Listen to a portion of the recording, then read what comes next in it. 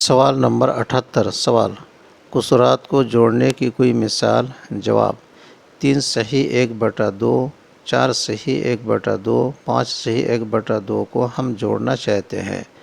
تو سب سے پہلے ہم نے 3 کو 2 میں ضرب دیا تو حاصل ضرب 6 آیا، پھر 6 میں کسر 1 کو جوڑا تو حاصل جوڑ 7 آیا، تو 7 کو اوپر اور 2 کو جو کہ تو نیچے 7/2 لکھا۔ اسی طرح 9/2 اور 11/2 لکھا۔ چونکہ مخارج میں تماثل کی نسبت ہے اس لیے 1 2 کو محفوظ کر لیا، پھر ہر مخرج یعنی 2 سے محفوظ کردہ عدد 2 کو تقسیم کیا تو خارجی قسمت 1 آیا، پھر ہر ایک کو ضرب و جوڑ کے مجموعہ میں ضرب دے کر حاصل ضرب 7 جوڑ 9 جوڑ 11 کو جمع کیا تو 27 آیا،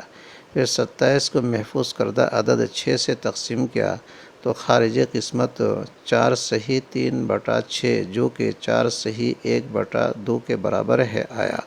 اور یہی مذکورہ بالا بٹوں کو جوڑنے کا نتیجہ ہے۔ والسلام علیکم۔